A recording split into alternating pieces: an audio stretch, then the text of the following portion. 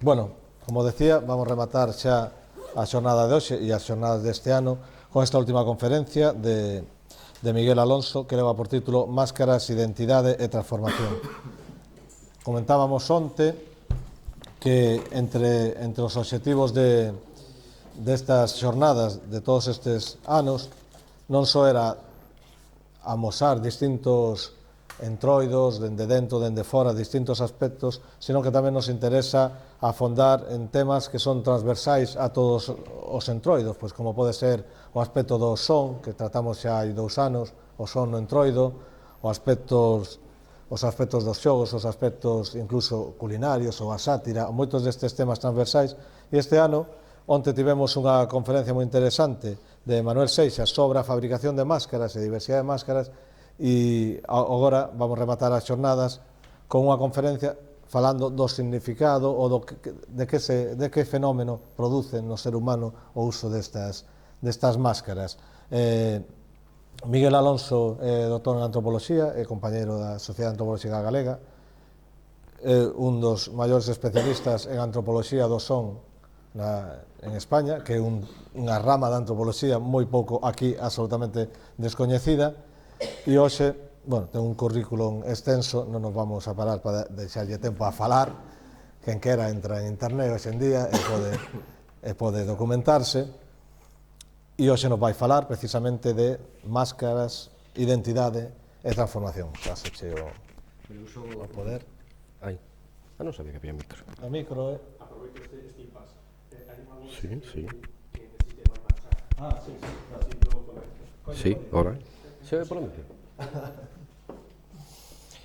A ver, como digo, compañeiro Rafa, bueno, eu son Miguel, e quero agradecer a Saga, a Rafa e ao Concello de Pontevedra esta oportunidade. Vou ir poñendo, xa que non teño presentación en PowerPoint, vou ir poñendo o que vexa que é interesante aquí no bloque de notas.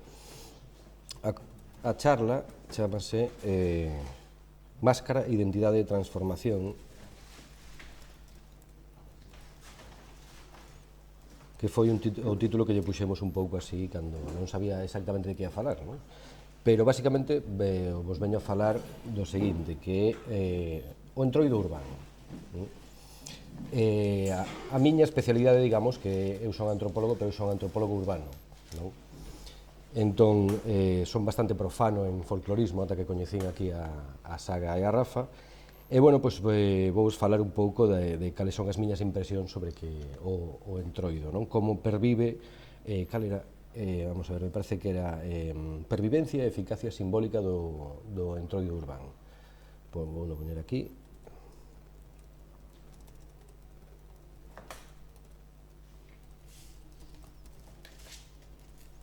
Na cidade.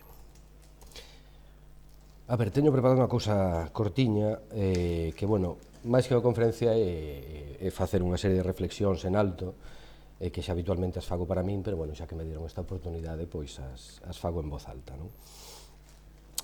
Como digo, sobre todo do entroido na cidade ou nas cidades onde eu o puiden experimentar e observar participativamente como bon antropólogo.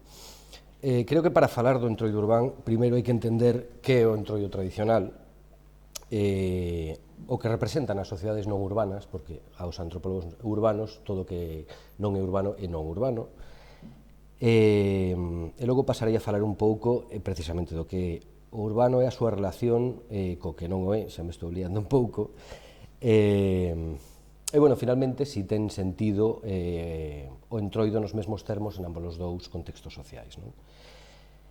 Bueno, do entroido urbano xa se falou un pouco non, bastante nestas xornadas, ata onde chega o meu coñecemento, o entroido en xeral ten que ver, digamos, cunha urda ou cun entramado de símbolos e prácticas que nacen nas sociedades de base agraria, sociedades que dependen da natureza, que podemos chamar naturodependentes, e que ten por obxecto marcar unha data importante neste tipo de sociedades, que é o fin do inverno, a chegada da primavera e, por tanto, a volta á vida da natureza e a volta da sociabilidade propia á marcha do frío. Isto se fai, eu creo, en termos xerais, a partir da creación do acordo colectivo de algo moi semellante ao que o autor Hakim Bey, non sei se o coñecedes, chamaba zonas temporalmente autónomas, que, bueno, salvando tamén as distancias de carácter político desta noción, non? É dicir, faise unha certa subversión da moral, das prácticas, subversión temporal, claro, e das prácticas da sociedade en cuestión, onde por un tempo se induce un cambio que é tanto cognitivo como político, en termos micropolíticos, non? Como fenomenolóxico, que ocorre arredor, no que pode ocorrer absolutamente de todo, non? Esperado e inesperado. Trátase dunha subversión que funciona tamén, ou funcionaba tamén como unha válvula de escape para todas as presións e tensións propias da vida en sociedade destas pequenas comunidades onde xurde este conxunto de prácticas que chamamos entroido. É central a idea de transformación ou de metamorfose a este tipo de prácticas e rituais tanto nas sociedades de base agraria ou dependentes da natureza, como de xeito que veremos a continuación, espero, nas sociedades urbanas. Desculpade, pero estou un pouco mal na gorxa, vou beber un pouquiño.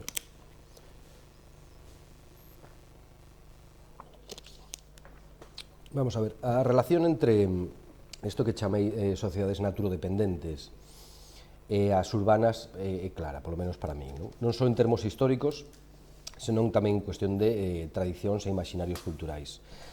Sabemos que moitas das celebracións, festividades e rituais das nosas cidades xurdiron en estados históricos preurbáns.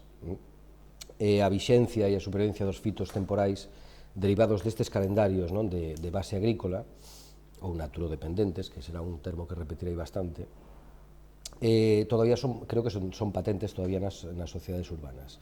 O entroido é un claro exemplo desto, non? Como tamén son a celebración do Nadal, a celebración de San Xoán e a celebración do Samaín. Ou, bueno, sí, efectivamente. Trátase de celebracións que antano estaban ligadas ás dinámicas naturais das estacións e que fan referencia, nos din cousas sobre a dependencia das sociedades humanas á climatoloxía.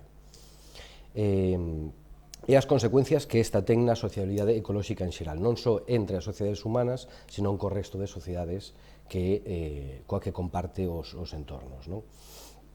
E, bueno, ata aquí, máis ou menos, xa sabemos o que representa o entroido na súa orixe.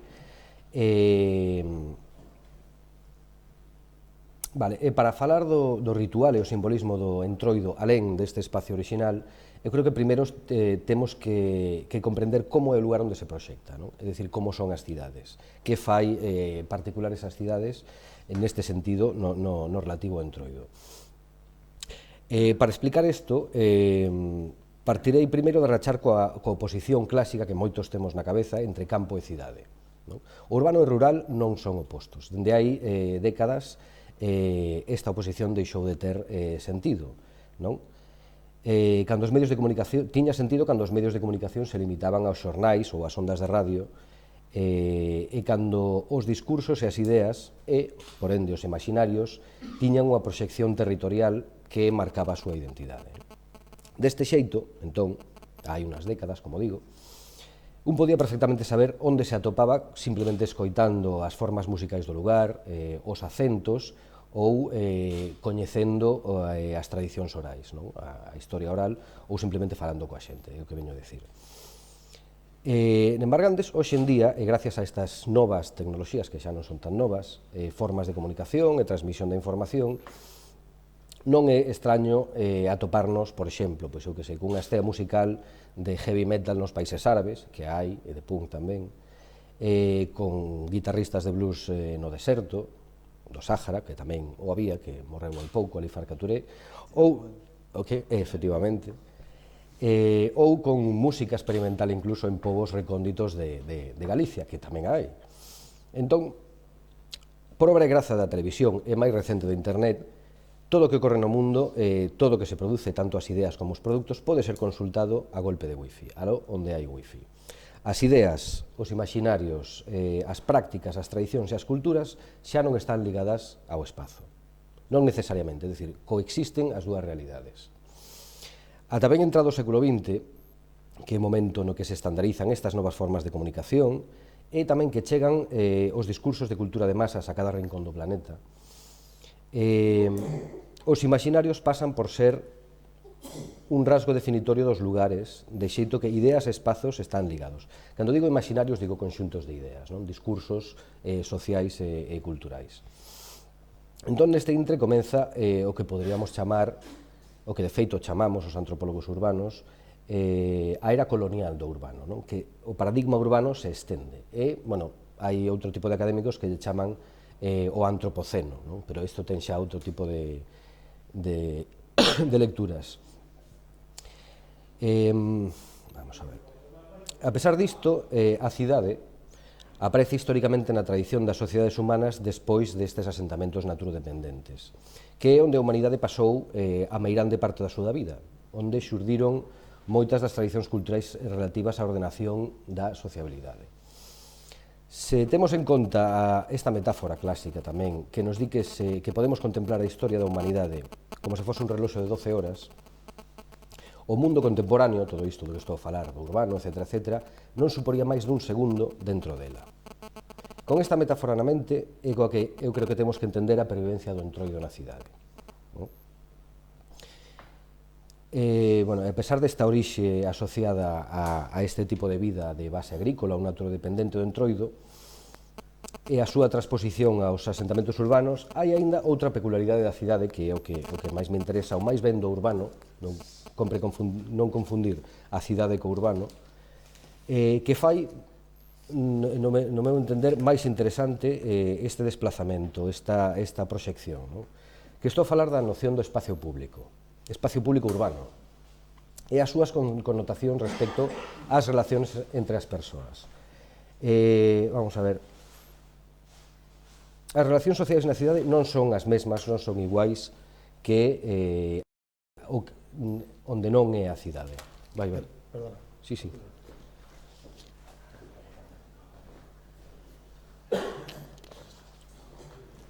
De feito, como dicía antes, na cidade conviven moitos tipos de sociabilidade, incluídas as que podemos detectar en asentamentos naturodependentes. A sociabilidade que se dá nos espacios públicos das cidades é o que propiamente chamamos urbano. Trátase dun tipo de sociabilidade fragmentaria, atomizada e característica pola súa fragilidade. Neste espacio público, no que é propiamente urbano, o que importa non é tanto o fondo como a forma. Precisamente a máscara o que rixe de xeito que o espacio público é, eu creo, vamos, a institucionalización da máscara. Se queredes, vos podedes facer a proba se queredes, vos vestides de traxe e corbata, vos vestides de hippie, o que máis vos guste, e saídes á rúa un día que non sexa entroido, e veredes como a xente reacciona ante esa máscara como se non fose unha máscara, non? Como se fósedes vos de verdade. Entón, a cidade, o urbano, xa proporciona doses desa subversión cotiá espalladas polo tempo, non? O entroido de matriz naturodependente concentra nuns poucos días ao ano. Entón, eu me preguntaba, cando estaba escribindo isto, que aporta o entroido na cidade en contraposición ao entroido no seu sentido original, non? Pois, o que eu creo que, non só iso, non, o que puiden ler por aí, vou non ir escribindo para que vexades o teñades claro. Por un lado, o entroido urbán conserva o carácter subversivo.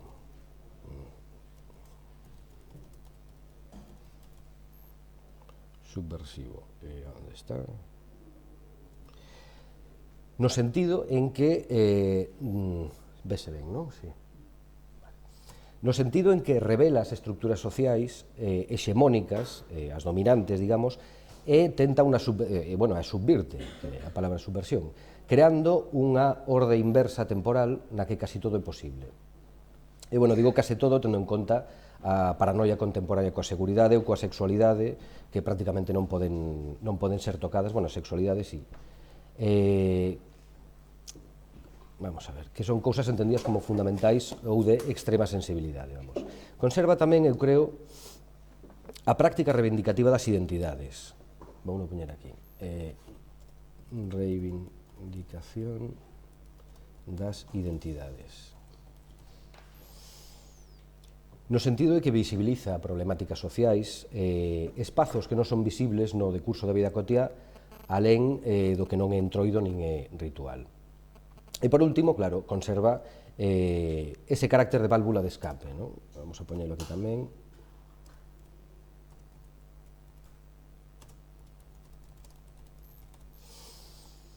Que fai que toda a estructura social non se acabe por esborrallar debido a, pues, especialmente a falla de resolución das tensións acumuladas ao longo do ciclo anual.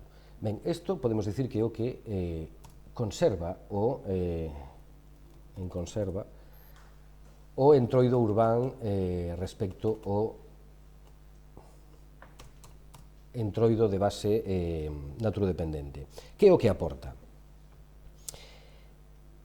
O que aporta a sociabilidade propia da cidade ao conxunto ritual que estamos a tratar ten que ver coa ilusión de unanimidade. A ver, vamos a poñer aquí o que aporta.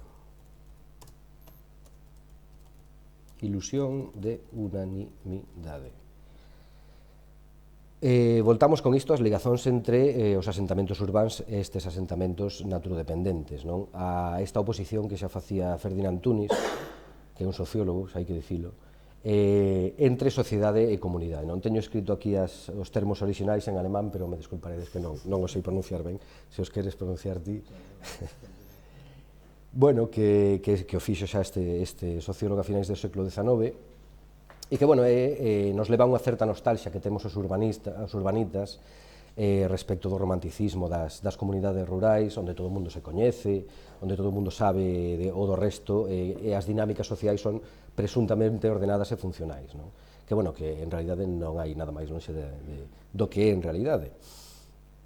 Tamén aporta, ao meu entender, o entroido urbano unha xeración de espazos nos que a diversidade e a pluralidade teñen xa non un lugar, senón unha parte importante en termos de configuración e decisión. E vou poñer aquí tamén. Espazos de diversidade e pluralidade.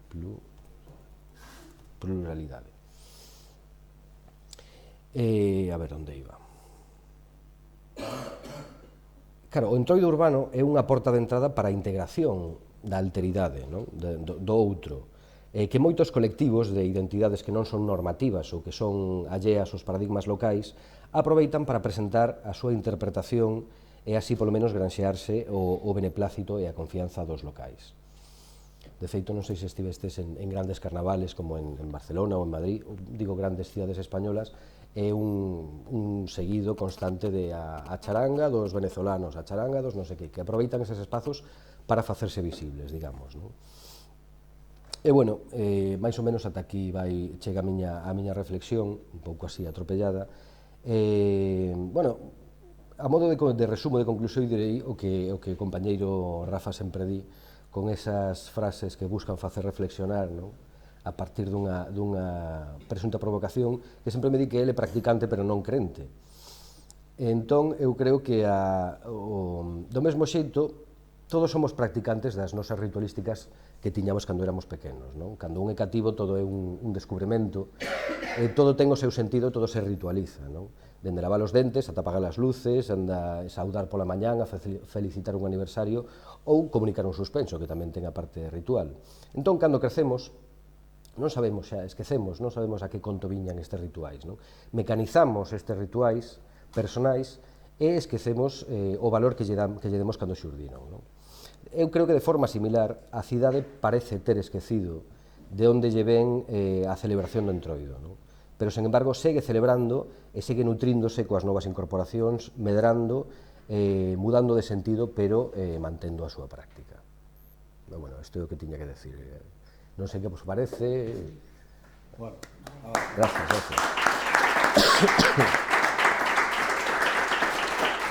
Vamos a dar 2 minutinhos, si queréis. Bueno, darlle as gracias a Miguel por... Nos pareció interesante chegar a unha visión dende unha perspectiva da antropoloxía urbana, xa xa que estamos traballando o tema do entroido, dende a apropiación do entroido, dende a antropoloxía cultural, unha visión destes novos espacios, estes novos xeitos, dende esa perspectiva, dende esa disciplina, nos parecía interesante para tamén facernos reflexionar sobre todo isto. Ahora temos un turno, se queredes facerlle preguntas a Miguel, facemos un turno de preguntas, e despois, se queredes facer algunha pregunta tanto a Carlos como a Damián, non sei se está por aí ou xa marchou, pois a Damián non lle podedes facer, e a Cruz tampouco, porque por eso nos extendimos un pouco máis con Cruz, porque tiña que marchar tamén.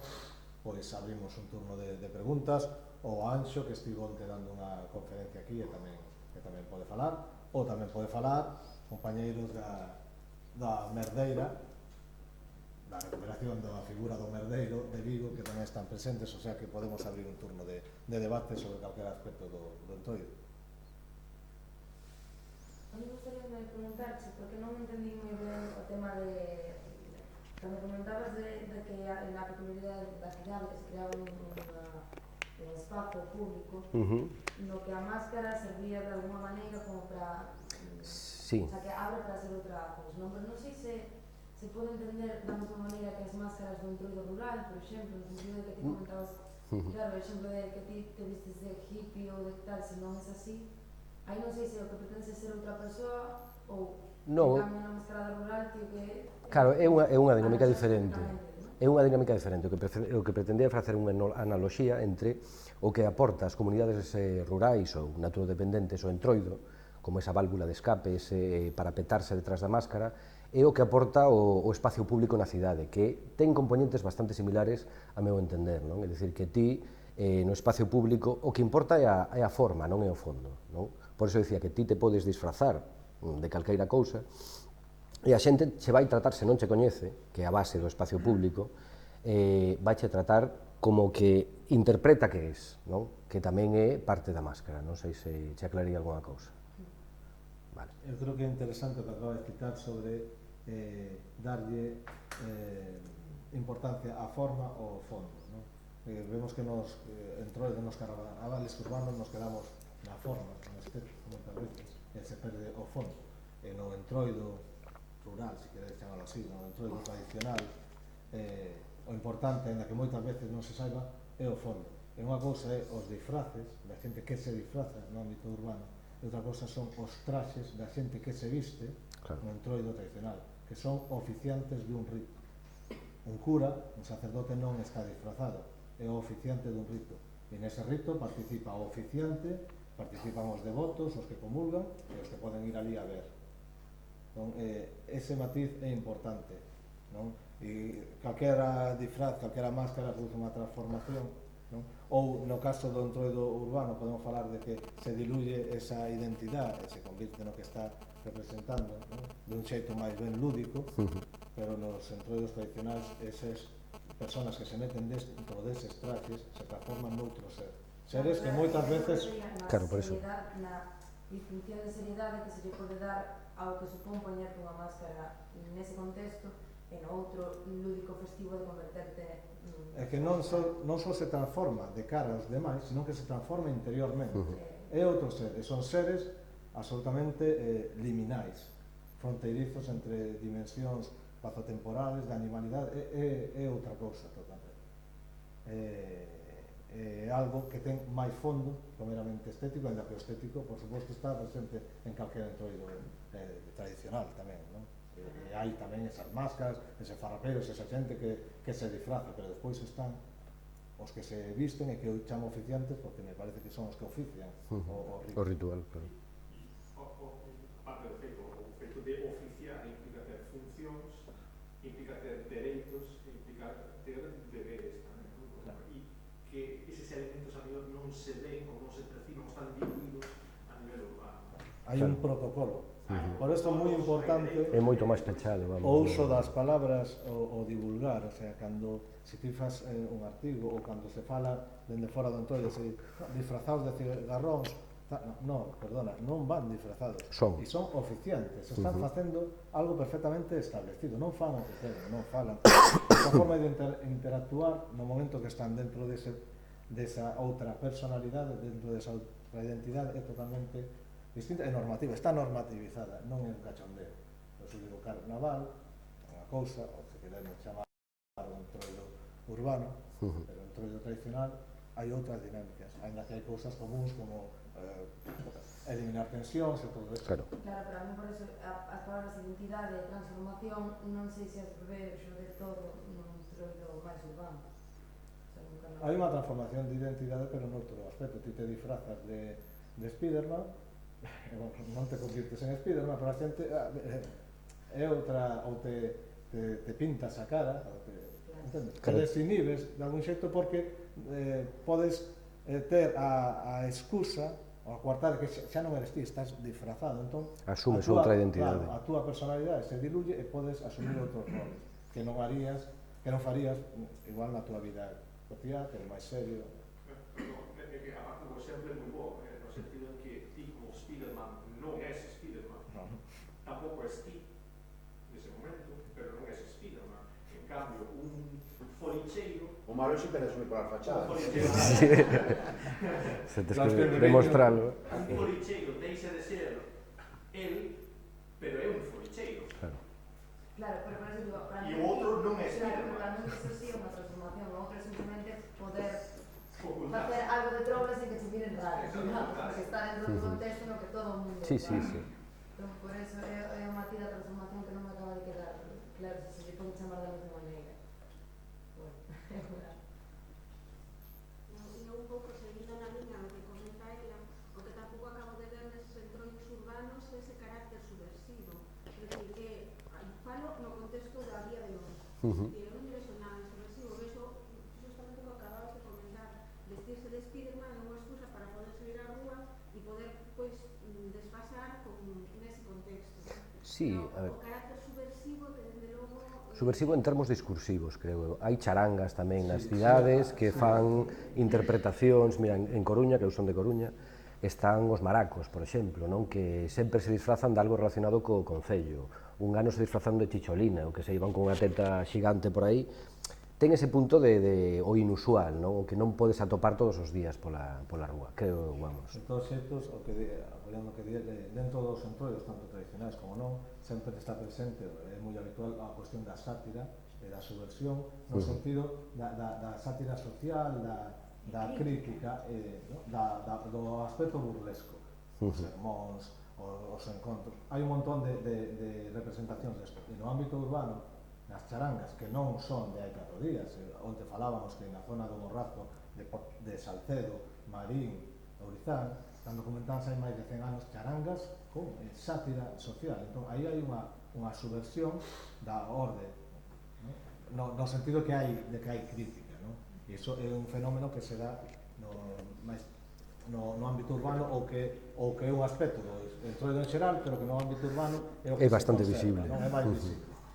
Si acaso pode quedar algo de eso, pero eu creo que crítica Estamos. tiene esas charangas, pero que cada vez teñen menos. Os entroidos cada vez dilúense máis ou eso, rematan sendo desfiles de carrozas, cada vez perdese máis, por lo menos na maior parte dos sitios. É que hai un aspecto fundamental na pérdida desa crítica. Primeiro é a deslocalización do entroido dun ámbito rural pequeno, onde todos nos coñecemos e facemos a crónica do que pasou nesa comunidade, nos rimos do veciño, igual que a origen das encerradas e todo isto, ou nos rimos do poder, eso, os sobredimensionarse, convertirse nun espectáculo no ámbito urbano, se perde, non? E por outra parte está a subvención. Isto hai que decirlo, o sea, no momento que o entroido depende de que as administracións públicas ou as autoridades, que son as que deben ser o obxecto principal de crítica en moitos destes entroidos, son os que poñen os cartos, son os que condicionan como se fai. Entón, vai, un pouco de pulla, pero non te vas a pasar. E iso tamén está pasando. E en canto a subversión que comentaba, no ámbito urbano, eu creo que os que máis poden falar dese carácter son os compañeros da Merdeira, que ten un personaxe que se dedica precisamente un pouco a eso dentro dun ámbito urbano. O Merdeira. O non? Estades aquí, comentade o que facedes vos. Moi pouco de crítica. Bueno, a ver, hai que se defenda, ahora xa que se defenda ele. Bueno, reventaronlle un acto casi o alcalde, non? Así. A ver, si é certo que, por experiencia, non? Falar de Entroido no que hacía de Vigo a veces resulta moi complicado. Falar de subversión, bueno, non só pola minha experiencia nas mercedas, sino porque podo falar de unhas comparsas claves da cidade, a comparsa de Cana, fundada no 79, bueno, que recuperou o que foi o Carnaval urbano en Vigo, que son as tarteiras, o Vasco Vello, si teñen un certo matiz subversivo ou crítico moitas veces, a presencia das coplas nos tarteiras é algo fundamental, non? Coplas que todos os anos pues, tratan sobre varios temas.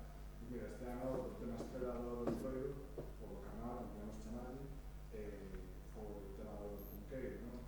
Todo hai o tema xeral da comparsa non xerou a crítica da construcción do hospital, a xestión do privado que se fai ver, non?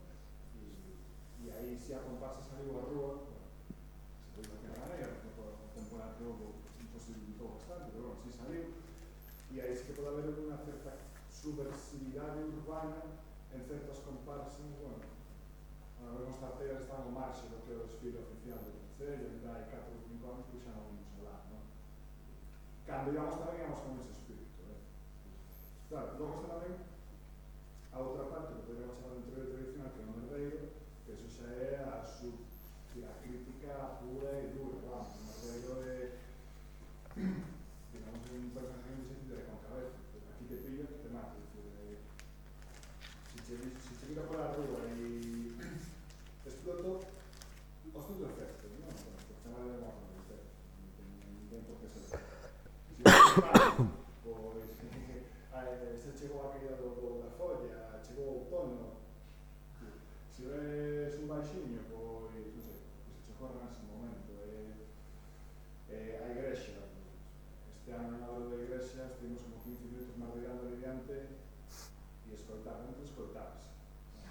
E non saíron. Barbaridades de todo tipo, dicir, coller a un rapaz e dicirlle que ven pa aquí, que chegou de varios sitios onde hai un home, onde hai un señor que sabe facer un home. No, exacto.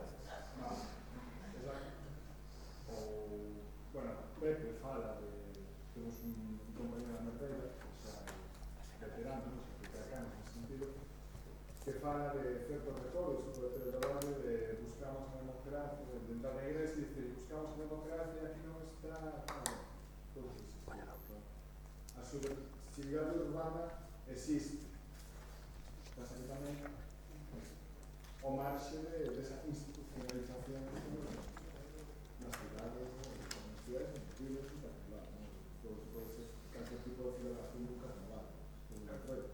Perdón, podo meter unha anécdota que comentaras hai 3 semanas, algo que vos pasara aos de vos nun autobús, nun Vitras.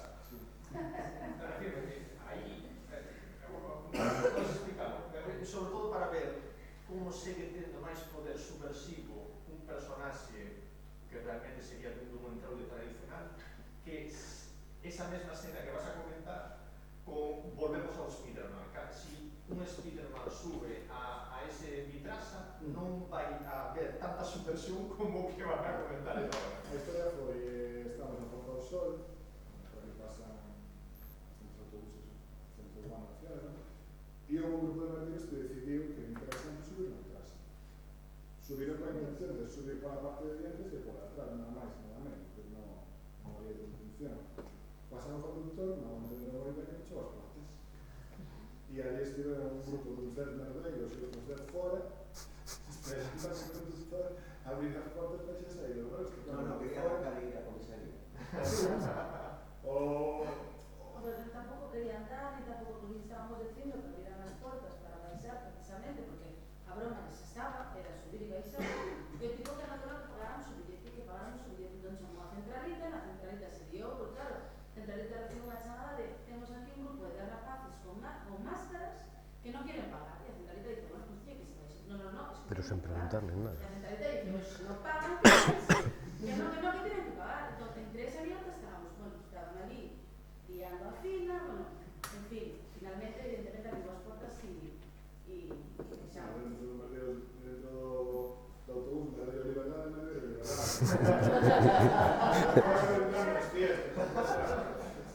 Unha tontería, digamos, ao final, que 15 minutos, 20 minutos, alrededor de esa tontería que era nada. Sí, agora hai cuarto. Absurda, como outra cualquiera. Entrar na biblioteca. En un sitio de estudo. Que a tía puso unha cara cando entraste.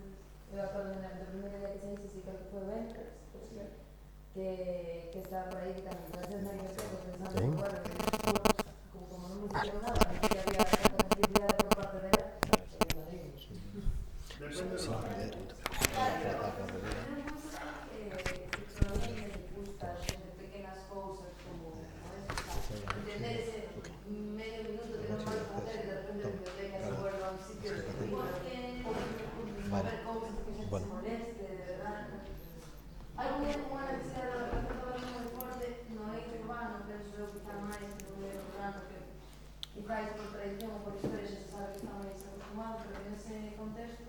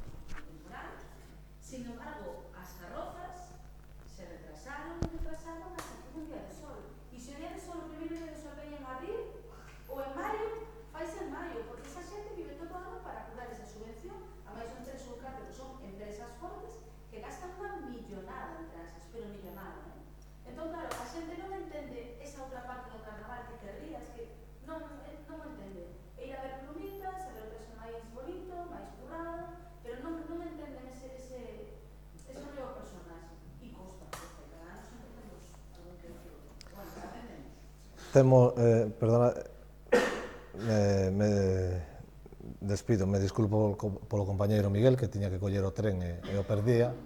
E, bueno, en teoría aquí temos hasta as 9, xa nos pasamos un cuarto de hora, se tendes algunha cuestión máis. Sí, por eso. Entón, se queres comentar algo máis, se non damos por pechadas as xornadas este ano e vos convidamos o ano que ven, Dios mediante, non son crente, pero son practicante, a estar aquí de novo e seguir dialogando e falando, intercambiando ideas sobre o entroido, porque dá para moito. Así que, pola miña parte, que viva o entroido.